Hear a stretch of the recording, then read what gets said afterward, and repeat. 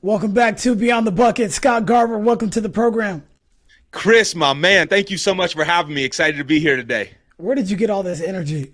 I love it. The first time I talked to you, you sent me a video note, and I really just appreciated the authentic energy. Some people have that fake energy, but I love that you have some authentic energy. So tell me a little bit about where that energy came from. Man, if you're not excited every day that you wake up, then what are we doing this for,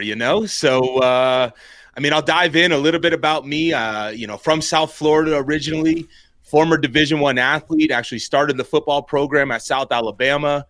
I currently live in Estes Park, Colorado. So, Chris, I wake up to see elk, bear, moose, fox, deer. Then I get to go into this virtual world and play in the sports tech space where I'm a consultant with, 4 different companies right now. And so, man, how can I not bring this energy and get excited? Life is marvelous. So that's, man, it's just a lifestyle at this point. That's great to hear. Like yourself, I like to dabble in a lot of different things, and I think I can be good at a lot of different things, but I also have a lot of interest, and I look forward to talking, maybe even hunting too today. But for the people that may not know you, or even if they do know you, what is something that they might not know about you that may be a fun fact that you haven't really put out there to the world? So 2 days ago, Chris, I got a puppy. So that is probably the most exciting news. And I'll get on a serious answer here in a second, but we had one dog. His name was Otis, after Mr. Redding, and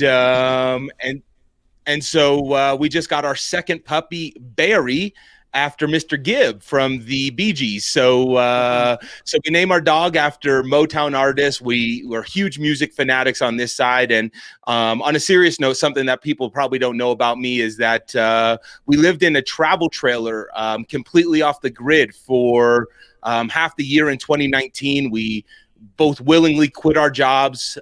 This travel trailer was from 1977, so there was no electricity, and we turned our phones off. We went completely off grid and really got to know ourselves, got to know each other, and now that beautiful woman is my wife. So, Wow. so that's a fun fact about me that most wouldn't know. So many different directions we can go with that. But specifically, if you would have just waited one more year, you would have been perfect situation for COVID when it hit. But everything happens for a reason, and you probably got back right, just in time to figure out some things that you want to do individually and as well as a family. But what was it like going off of the grid, where you really check out and basically put your cell phone and email and all this and family and friends on hold? I don't even know what that would be like. You realize how much you have control of in this journey. And rest easy, Kobe, but his words that the journey is the destination. I think sometimes we lose sight of that, Chris. And so I was always taught how to define success. And so that really steered me down a path and unplugging from everything and coming down to what I'll call homeostasis, where we were just right where our feet were. We weren't living too far in the future and being anxious. We weren't thinking about what happened in the past and being depressed. We were right where we wanted to be. And that just sort of reminded me that this world is my oyster. And the reason that we define success this way is because someone threw something against the wall and it stuck. And that's what we learned. And so I think it was really empowering. I think that we are so connected in this world, but yet so disconnected. And so that was a really powerful moment to say, hey, we can turn this off and start to connect with ourselves. And that's Right. really where the magic happens. And then I think the third piece, and this is going to bridge us into a bigger conversation, but Chris, I had to grapple with this idea that we as humans are the cancer. Right. Not not everything we do, there's not reciprocity in it. And we're not always trying to get back to the mothership of Earth. And so, not to sound too hokey pokey, but we reproduce at a really high rate. We work really hard to stay alive a lot longer. And then we don't want to share any of that with not even our neighbor, but with the bigger picture and ecosystem. So it was a grounding moment that gave clarity to this next phase of business that I'm doing now. Yeah, it's interesting. We live in a world with so much technology and so many things that will help us be more efficient. And when you look at the grand scheme of things, and something that you just obviously did was decompress from all of that and start to realize that we really don't need all of these things. They're luxuries in our life. They're not necessarily necessities. You had the bare necessities that you needed to survive in that moment.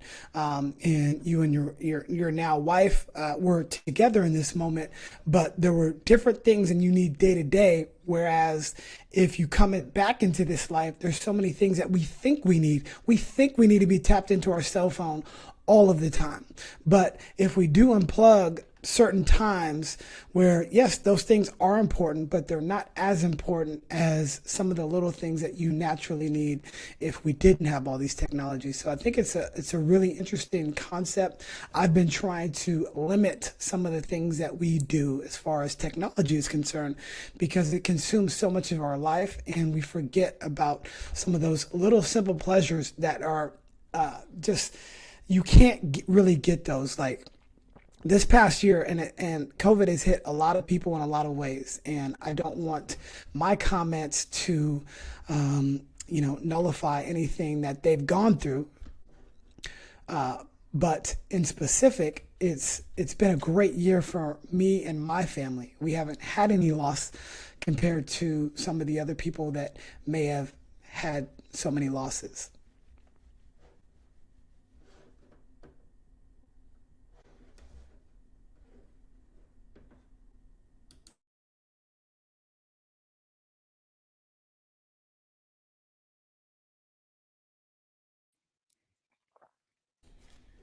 Sorry, I think your internet went out. Chris, you said you wanted to spend less time on the screens, and so I just accidentally exited out. I don't know what point I was at, but anyway, Keep yeah, rocking, and apologies about that. You were just saying that you didn't want any of your comments to be taken the wrong way as COVID's affected people, and let's get back yeah, into it. yeah. Sorry about that. Yeah, no problem at all. It has affected so many people in so many ways. It hasn't affected our family the way it has for other people out there. And so, the last year has been great for us individually as a family because we were able to really tap out of society for a little bit and really tap in with one another. And that has been extremely important, with two kids and a wife and all of that. And we're so busy. Like this is the first year that I didn't coach in the spring and summer or the fall. For that whole year, like I didn't coach for 14 months, and to get that time was just so valuable for us. Chris, there's a word that sticks out as we start talking about this, and it's balance. And I think what we realized before COVID woke the rest of the world up was that we're really out of balance in the way that we do things. And whether that is us as a human and our relationship with technology, and Yep. there's no balance there, and we don't know the long-term effects that staring into blue light at length like this is going to have on our cerebral cortex, or the cortisone and the way that releases. There's no balance right now in society. It's either this extreme all or nothing. This cancel culture has become really prevalent in our world. And so I think when what we're all feeling, or at least leading up to COVID, was I was forced into this way to be successful, but it's not really holistic and it's not really scratching all the itches. And now COVID, everyone's saying, well, whoa, I can work from home and I can find some of this balance. Right. And so I'm really excited as we come into this next phase, hybrid post-COVID world, of how long can we take that mentality of what you just talked about loving the family and being home and cherishing the moments that really matter? How can we balance that with this capitalistic mindset of going to work, grinding and this traditional idea of success. And so I think that to me is the equation of how can we find balance as a society to make sure that we're doing things holistically and not just in a silo. Absolutely. And, the world's definition of success doesn't mean that you're a success. There's so many successful people in the eyes of the media or social media that we look at, and they don't have it all together. Finding real success is going to be up to that individual person, and not allowing other people to determine what is successful and not successful. Scott, and just knowing you the little bit that I do, you're a successful person because you live that way every single day. Now, we both might not have 20 million followers. We both may not be on the Forbes list, but in our own right, we're very, very successful. And I think if people take that mindset and understand that it's their own journey, it's not somebody else's journey, and it's not somebody else's duty to determine whether you're a successful person or not. But that is what I truly want to leave on as far as legacy goes. I want my son and my daughter and the people around me to say, man, that guy was successful. Not that he was a good coach, not that he was, that he made all this money or what have you. It's the person that you are and how you really live your life. And that's one of the things that I've appreciated getting to know you more. For sure. And there's a couple things with that, Chris. One, I think about this idea of success every day. It's something that I actively think about. And I think that one of the things, and I'm just going to talk sort of here in my ecosystem, and we'll just use America, but success was often correlated with security. And with security comes lack of change, right? We like to see like-minded folks. Look at a subdivision, right? We left the inner city. Now we're out here. We all look alike. We all talk alike. We all feel alike. Our houses are alike. So success to me can no longer be predicated on trying to alleviate change from the equation. I think that's really put us in a vulnerable spot here. And that's what, going back to the road trip, every day you were forced to live. You had to make decisions.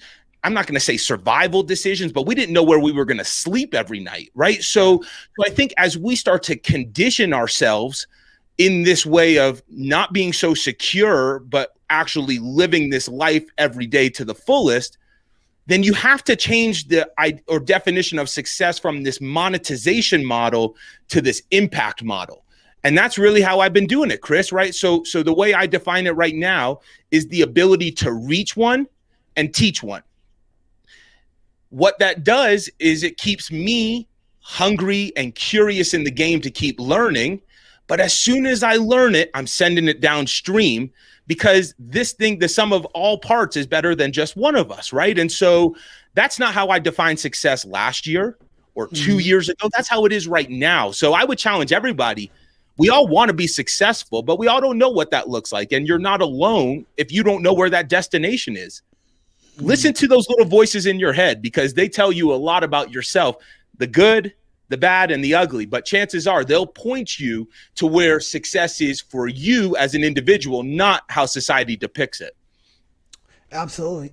It seems like you found a lot of truth on this journey that you guys were on. And so many people don't want to live in the truth. They want to live in this ambient world that tells you, you're this and you're that. And I think that is just a profound statement about you to be able to find these truths and go deep, because I'm assuming there were some pretty dark days during your stay. Like what was the hardest moment during that entire process? So I think one of the beautiful things about this is the ability to be vulnerable and transparent. So I could give you some BS answer, Chris, and say, we popped a tire or all of this stuff. The reality of this is we'll go back to my college football days. My father and I were thick as thieves. And I want everyone listening to think about that person in their life that was everything. After college, my father cold turkey, we separated, right? He stopped talking to me. There were issues, there were things, and they didn't all come on me. Those were things that he had to deal with as a human. 4 years into that journey of me and my father not talking, I went on this road trip. And so the hardest moment for me was, you have to sit and feel the things that hurt and address them and live them and feel it and breathe it in order to make it real and then move forward. And I tell that story, Chris, because there were so many moments where I could have sat there and said, I wish I could call my dad and share this moment, or I wish I could share this picture. So that was in the back of my head as we were doing this. But the moment I found myself, it's like all the dominoes started to fall. And so I came back off the road trip, Chris. I'm not going to lie to you. I probably called my dad 250 times throughout the course of this journey. Nothing. Birthdays, nothing. But he was dealing with his own stuff, right? So I couldn't be selfish this whole time. Chris, my dad just left my house for a month. We rekindled this relationship. And I want to say that he did heroic things. But what it came down to was, I sat there and listened and felt all of those little voices in my head, and I didn't have anywhere else to turn. I couldn't go to social media. I couldn't go anywhere else, and I had to just embrace it. And then once you do, then, think about when you have an open wound on your leg, you cut yourself, right? The natural thing is to get a scab, then it heals over and you get a scar. So you don't ever forget it, but you're able to go ahead and walk again. And that's exactly how I felt. So I went through some really dark days. I don't want anyone to think that it was all sunshine and rainbows. We saw some of the most amazing, incredible places in North America, but there was a lot of self-growth in there. And so I just, I think a lot of people would hear that and just be like, oh, it's so cool, it's hipster. No, it was a journey to find myself, and then everything else opened up like a flower. So Interesting. I didn't know that before. I don't know if we talked about our relationships with our fathers on our pre-chat, did we? no, sir. No, Okay. this is all first time. So I want to get back to the reasons why, if you're willing to share, but I'll share 100%. briefly. My dad was in my life for, the first 8 years of the developmental years of my life, and he and my mom ended up splitting up when I was about 8 years old. And then from 8 to probably 15, he was in and out of my life intermittently. And this is a proud man that served in the military and all of that. And when he could not provide, talk about success. When he could not provide, when the world said, if you can't provide for your family, then you aren't even a man. He, kind of detracted and kind of went away. And so he was in my life intermittently. He didn't come to my high school graduation, didn't come to my college graduation. I barely saw him. I probably, maybe a dozen times from the time I was 15 to when I got married. He ended up coming out to our wedding. I sent for him. He lives in Omaha, Nebraska. And, we wanted to kind of catch up, but that weekend really wasn't the time to do that. And so a few years later, I decided to go out there and visit him and spend a few days and just talk to him man to man and understand where he came from. My biggest question was, where were you at? I didn't need any money. My mom took care of us. I needed somebody to be there. And the reason why I don't have any animosity in my heart for or towards him is because my mom never put that in my head. If we put all these things, and we can always bring it back to social media, there's so many things. Everybody we follow is putting something in our mind. And so it's, whether we know it or not, I don't know if you read or saw The Social Dilemma, but whether we know it or not, it is affecting the way we go about our day-to-day life. And my mom was completely the same about it. No, your dad loves you. He's a good person, and he just can't be here right now for things that have happened in his life. And as you get older, you'll see and you'll understand more.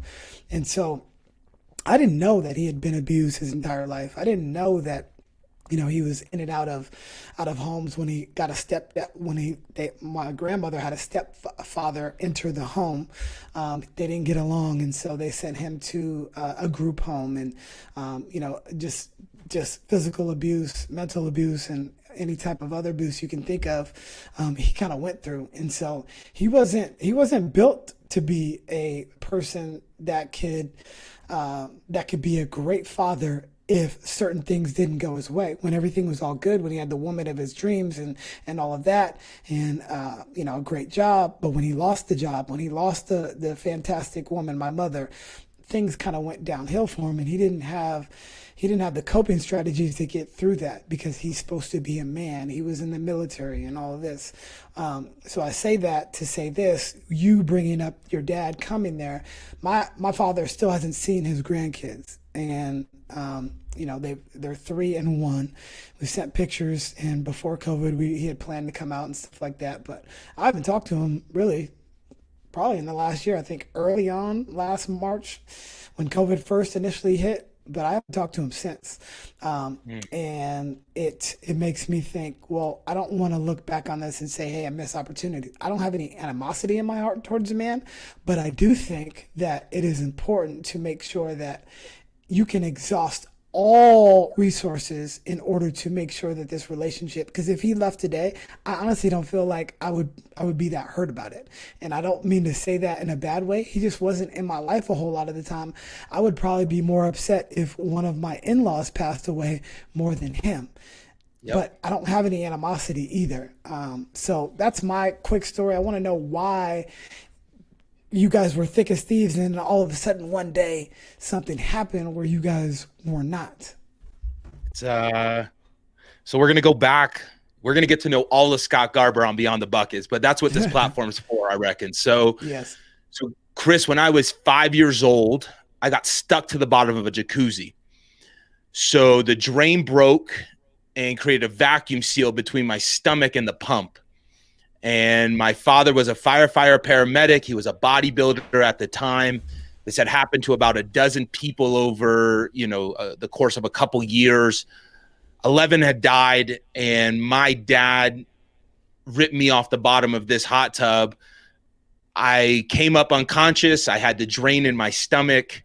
And Chris, I don't have a scar to prove it today, but there were a lot of moments in life that you can't prepare for. And I think they expose a lot of things about a human. And so my dad's my hero. My dad, I play on borrowed time because of my father every day. And I don't forget that.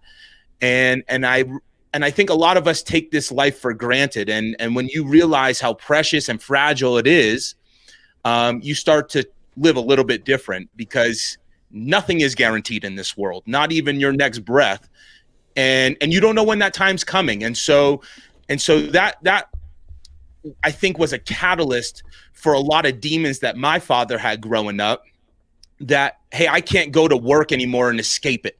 I can't come home anymore and escape it.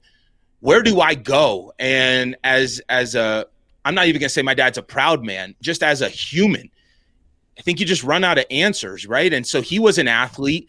He was played rugby and football at a really high level. And so I do think that there was CTE involved in this. And I watched my father, who was the life of the party, Chris, he was everything in a very authentic way. He had to sit in his shit, and he had to start to feel it. And I think that as I go through my journey, I'm 30 years old. I got to live the latter part of my 20s sitting in it and feeling it. And my dad had to do it in his 40s, and when he had 3 kids, and when he had a lot more baggage and demons. And so it was a very confusing time as I went back, as this thing started to unravel. I couldn't understand at 18, 19, 20 years old what the hell's going on. It's, like, why? And then, like you, as you grow up, man, there's no animosity. And I had to swing the pendulum from victim to, how do I help this person? Because he's only pushing me away because he's hurt and broken. And so that was the defining point. I'm not gonna maybe my manhood, right? Where I said, hey, you know what? The biggest tool that you can have as a human is to learn how to forgive. And that doesn't start with everybody else in your family. It doesn't start with everyone else in the business world. It starts right here. And you got to forgive yourself, and you got to be real with yourself. And then it made those conversations so much more enjoyable to say, Dad, what's going on? I'm not trying to solve my problems through you. I started to take people for who they are and not who I wanted them to be, Chris. And so at that moment, my tune changed, right? I'm not saying I was an angel through this, but my tune changed in my family. And I think a lot of people try and go solve their family issues in the business world. Well, let me tell you, we're more connected now than ever. And you can't fake it till you make it. That notion's gone. If you're not a good person, that will get out there so quick, and it will impede your family, your business, your social life, everything you do. So the recipe became easy. Be vulnerable, be honest, and you don't need a bunch of shit to make you happy.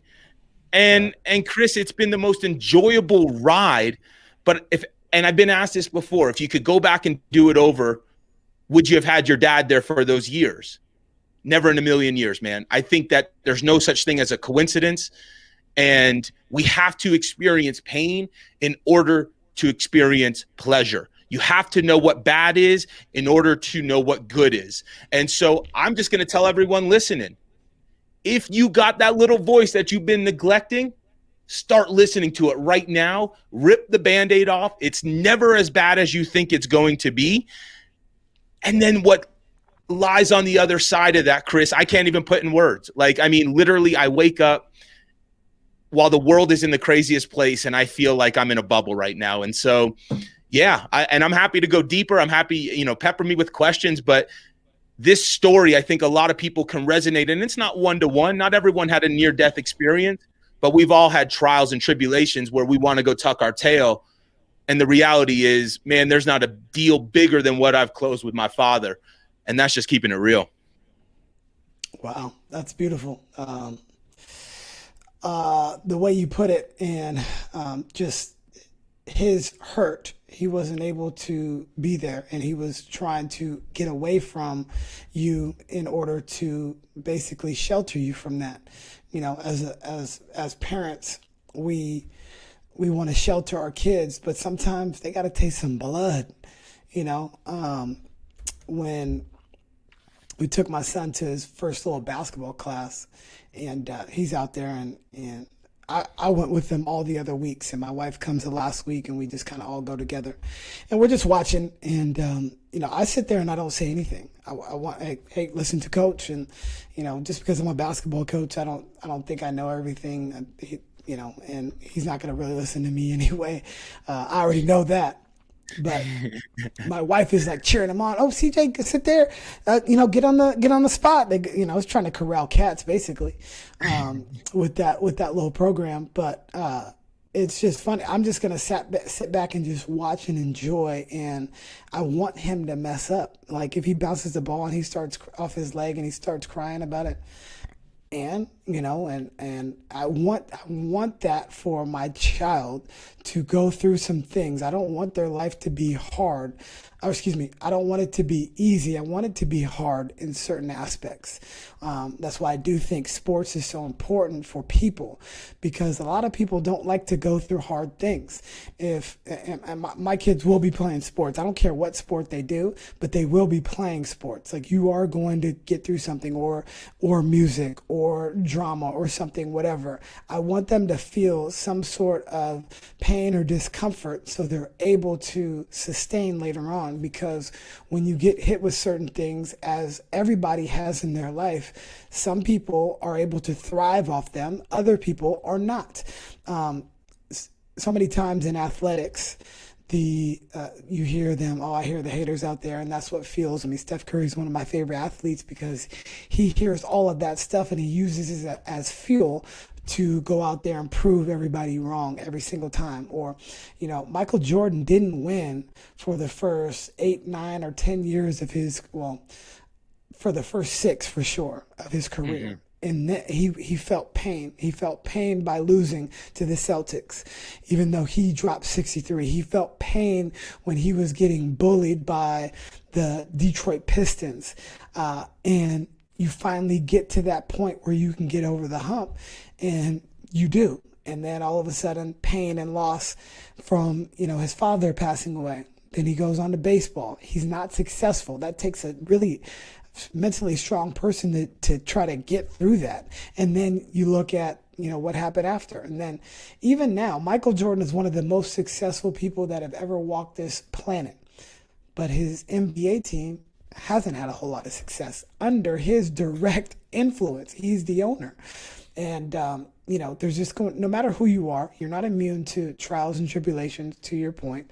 You're not going to scathe through life without anything that goes on that may derail you. And you have to have multiple coping strategies to get through the situations that you get through. And weaker-minded people, or people that, have been coddled a lot, it's really difficult to do. And you'll see this a lot, like a lot of people that come from money. Well, they've always come from money, so they always think it's going to be there. And it probably will if you have a whole lot of family wealth. But those people don't end up going on to be more successful than their parents who originally started it. And you've seen that over and over and over. But those are just some of the things that I think about when you were talking about the struggles, the trials and tribulations that you must go through. And you're right. If you wanna be in shape, you gotta lift weights. And lifting weights is hard. It's not easy. But the results that come from it are great. Not only the health benefits, but the way you look, the way you feel, all of that is important, and it makes you feel better about who you are. Man, we can go so many different directions there. Nothing replaces the reps. And I think that we as humans want to take the path of least resistance. And I think it's no coincidence that the way we, the idols that we put, the Michael Jordans, the Steph Currys, you realize that the path that they took was full of resistance, but yet we want to go ahead and subscribe to this notion to be like them and then take the path of least resistance. Okay, well, that doesn't make sense, right? And so I think a lot of it, when we talk about these athletes, and I've been fortunate, Chris, from my podcast, my playing days, to be around these folks. It all has to do with the 6 inches between your ears.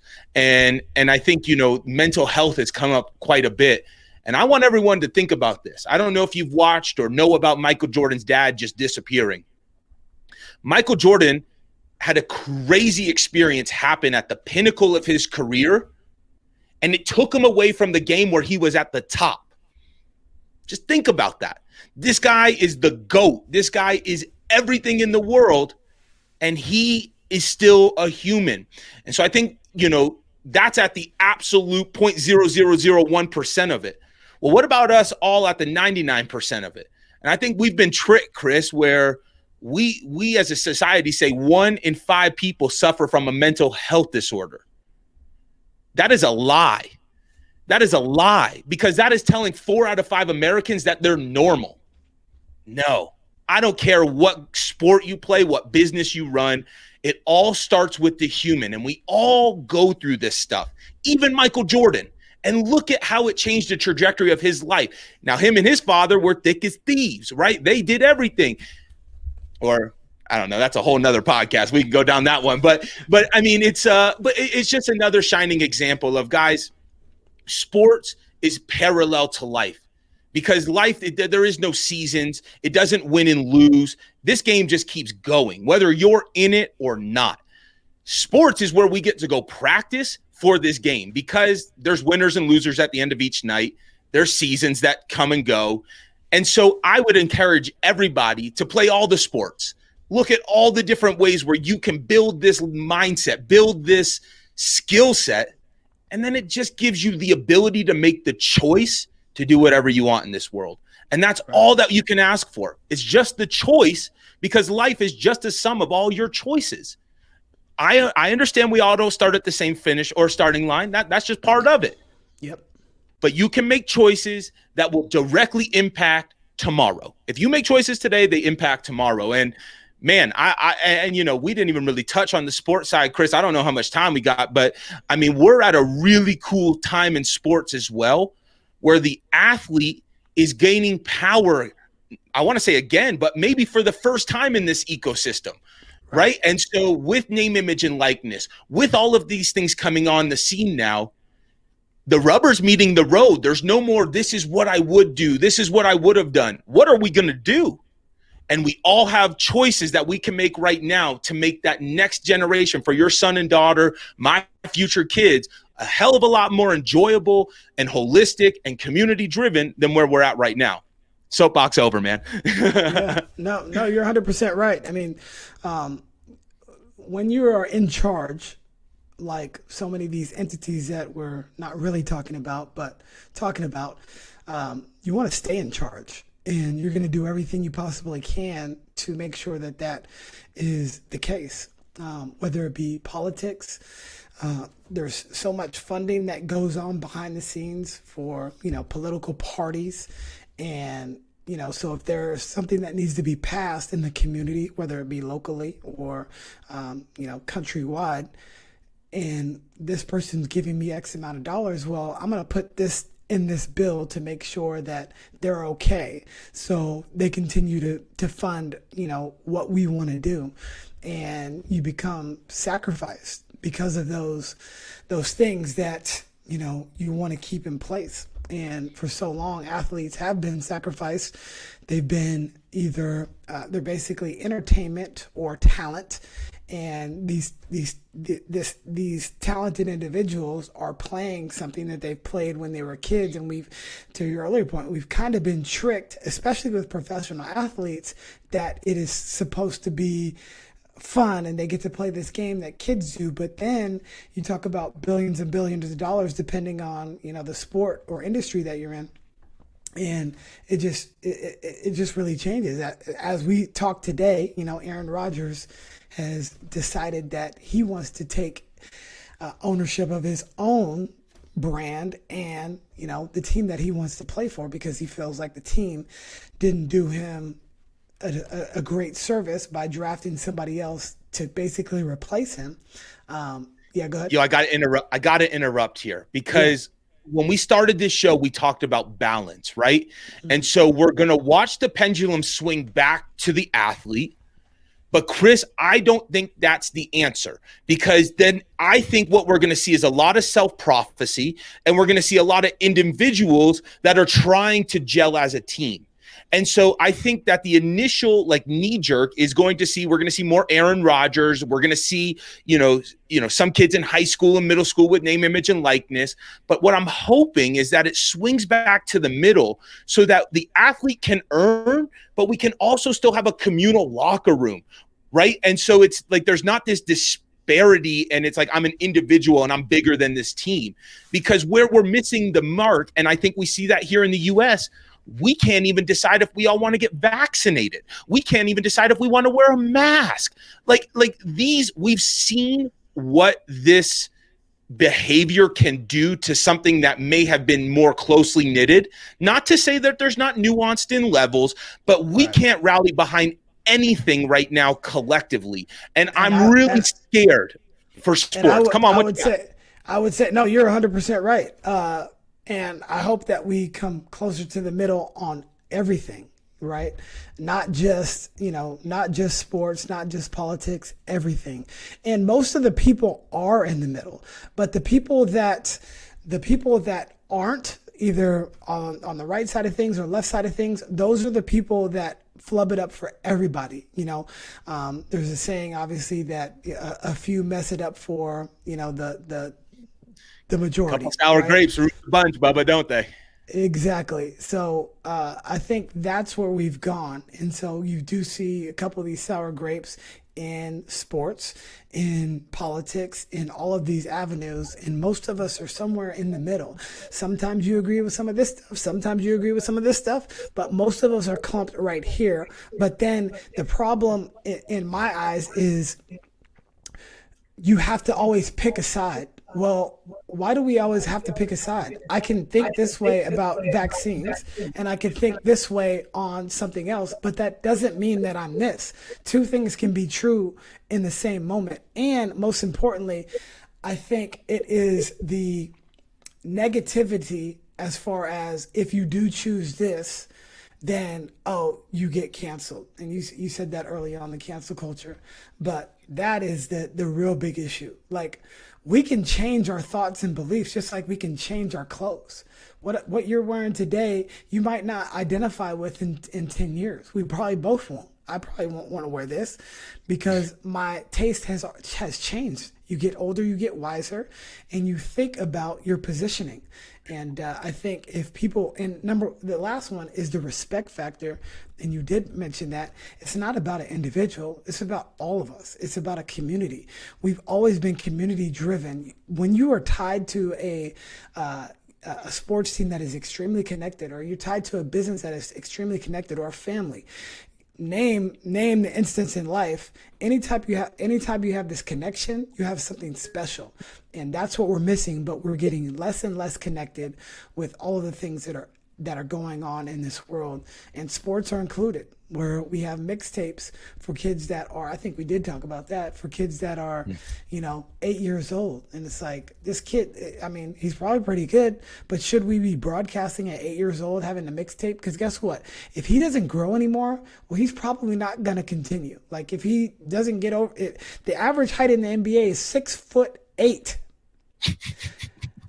I only know a handful of people that are 6'8", and most of them play professionally in basketball. Hardly any of them are rocking around here at 6'3" and playing. Now, there are always outliers to the rule, but I think to wrap up that point, the respect factor that we all need to have, regardless of your stance on things, is the most important piece. Yeah, and I want to drive this point home. We were an experiment, Chris, here in America. Right? We broke off from the infrastructure, and there was a lot of what we now, looking back at it, say negative things that got us here. We don't even talk about the Native Americans in this equation, which is really fascinating. Yes. I only set the stage that way to say that this is an experiment.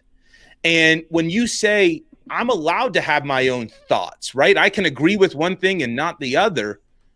That's the human element of this. And I think that we feel this weird pull to the virtual, to the digital, and it's like counterintuitive to what I think about as a human, right? Or like, I'm allowed to have different opinions, and I'm allowed to, like, even within a political party, have different opinions. So keep questioning, right? Because this whole thing started from a question. But with every good question asker, Chris, you have to be a better listener. And I think that there are too many cooks in the kitchen, in sports, in politics, in business, in marriage. Why is no one talking about the divorce rate as it continues to go up? Like, we have eroded some of the fundamentals that we prided ourselves on as humans, right? This communal driven thing. And so we're not going anywhere. And I don't think these cell phones are going anywhere. They're only going to become more immersive in our lifestyle. So we have to be thinking about, how do we humanize this? And conversation, writing, some of the bare minimums, the blocking and tackling, we have to go back to. And just because you have information does not mean that you know what the hell's going on. So I think that it would do everybody a dose of good. And instead of putting in your opinion, ask why. Why do you think that way? And chances are it's going to go back to their father or mother who experienced something in their way. And then it's going to go back to their parents. And you just realize that we're all sort of we're playing the cards that we have here. So stop pointing the finger at everybody. Point it back at yourself. Take control and listen and be empathetic and be kind. Because the one thing that America had that I don't think we have anymore is the dream. Information has debunked the dream. So now we have to, Chris, it's incumbent upon me and you and everyone else we talk to keep that dream going, to say, hey, you know what? Excuse my mouth, but fuck you. No, we are not going to marginalize people anymore. And that's not the America I want to live in. That might have worked back at the time, wasn't around back then. But now we have to continue to question and evolve. And and I think sports is a hell of a vehicle to do it. But Chris, your platform is really where the magic happens. And if it's one person, if it's 30 people, then we just hit a whole classroom. And if it's 3 million people, then we hit a small country. But this is how it spreads like wildfire. And I appreciate these conversations, man. Definitely. Before we get out of here, let's talk about business, because you talked about blocking and tackling, and on your LinkedIn profile, you talk about you help businesses move the ball before they have to punt. So tell me a little bit about that, what you're actually doing with these businesses, because that's something that I'm extremely passionate about. Running 3-4 different businesses myself, and I've just always been passionate about it. So tell me about what you're doing and how you're doing it. I know the listeners would love to know how you're able to manage so many different buckets in your life. Love it. So quick shout out. Coaching is the best thing that I learned from football, from sports, and that did not stop when I came into the business world. So shout out to Steve, Mark Noodleberg, my uncle and cousin. They've been mentors and Sherpas on this journey, and I think seeing is believing. And so with that being said, Chris, I'm a serial connector. I'm insatiably curious about so many different aspects of business, and I was trying to put my network brand behind a specific entity. So I started in the sports tech world, was part of Captain U, which got acquired by a Jerry Jones-backed venture, which is Stack Sports. So that sort of was my real world MBA in this space. Tried to find a couple startups, didn't really find my place. And so I branched out and started my own consultancy. So right now I have a position with a sports tech company at each phase of the journey. So I work with a company called Play On, which is a registration platform, freemium model. So that way we can go into underfunded areas. We can go to nonprofits and help them elevate and give a 21st world experience, and have all of these other entities that an organizer or coach would need right there within the platform. So that sort of starts the journey. The second one is called Athletes in Recruitment, AIR, which is think Tinder meets LinkedIn, but for the recruiting process. And so now that 30-second video, instead of being in a profile somewhere, the coach watches it, we swipe right or left, and then it opens up a whole profile about yourself. Really neat about this one is they actually pull in the third-party coach. So Chris, think you're coaching a league, you're coaching a team, and you want to go ahead and verify it to a coach now in the college recruiting process, done right there. Then I go ahead and I'm like, okay, so once they make it to college, then what do they do? So I lined up with a platform called Obsesh. Obsesh is just like a Cameo marketplace, but instead of singing happy birthday, the athletes can now use their talents and actually teach amateur athletes and get paid for it, all right there in the marketplace. And then to round it out, man, no one talks about the athlete transition. We go from so high on the pedestal to back down so low when we go into the real world. So I've lined up with an organization that is working on athlete voices. They're helping pro athletes right now in cohorts identify what they're passionate off the field, court, ice, put a strategic team around them, and help advocate while they still have that big brand behind them. So really thinking about the human throughout this journey and aligning with tech platforms. So that's where I'm at right now. I'm excited for what's coming down the pike with name, image, and likeness, July 1st, when 4 states go live. I think that's when the fun stuff's going to happen. And let's do this again when overtime's off the ground and running, man. I'm really excited to see what that new iteration looks like. So that's what I'm focused on the business side. Hit me up on LinkedIn. I'm open to have a 15-minute chat with anybody, because if I didn't do this, Chris, we wouldn't be here, right? So that's what I'm doing, man. 100%. You're a big hoops fan too, right? Yes, sir. Yeah, man. I'm trying to get on them NFTs. What do you think about that real quick? That's the interesting thing. The NFTs and blockchain has really changed the game, and I'm still trying to wrap my head around it. I just had a really long conversation with my buddy on the crypto, and I'm just getting ready to sign up for one of the crypto platforms. Nice. Because I'm thinking about investing, and if this is the way to go, like if you've seen the wave, you've got high level people, Tom Brady, Kevin Durant, the NBA, they are funding Ethereum, or they're partnered with Ethereum for these new NFTs. So I would be a fool not to see where this wave is going and not get on it before it gets, too late. Like if you got on Bitcoin when it first came, you would be a multimillionaire. Maybe 100 times over, depending on when you got in and put the investment. So I'm really looking. I'm actually getting ready to have hopefully somebody to explain some of this stuff, this NFT and the sports cards and all this. Like I just don't understand why I would want to purchase a Steph Curry 3-point shot, and I'm the only one that has it. Where would I? Like I guess it's like a trading card too, but I don't bring my trading cards out from when I was young. Maybe this is just me, but what am I gonna put it on my on my TV screen when people walk in? Like, I don't get it fully. Maybe you have better answers to me. What these NFTs, and for the people that don't know what NFT stands for, it's non-fungible token. Basically doesn't have any value other than the fact that it's very rare and you're one of the only people that have it. So I think I did a fair job of explaining it, but you did better than you did better than most there, Chris. And I think it's interesting. Like the thing that I'm most fascinated with is when we put pictures of people on cardboard and we said, hey, let's go ahead and pass these out. I'm trying to put myself in those shoes and be like, oh man, was this like a novel concept, or were parents like, this is stupid and why would you collect little pieces of cardboard? What I'm most fascinated with is we've been conditioned to a point where we are comfortable and the market is excited to buy things that we can't touch or feel anymore.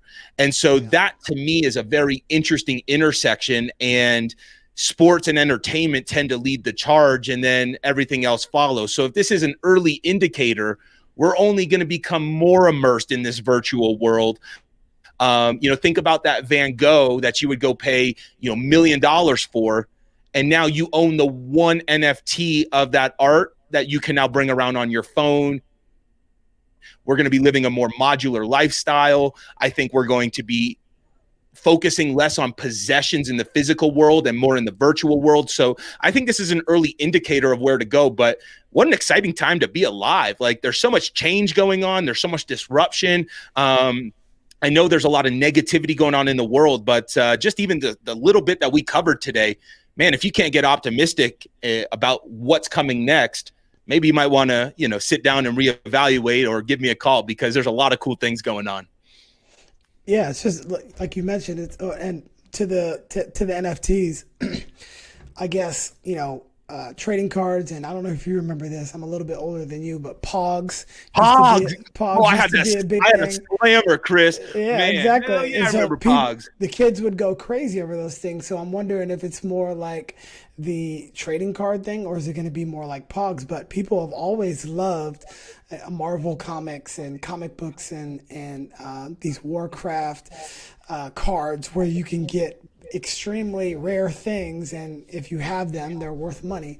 But it's the same thing with shoes. The only thing that I'm kind of stirring around with is not being tangible. Like this glass case, I can hold, I can feel, and people can see it when they walk in our home.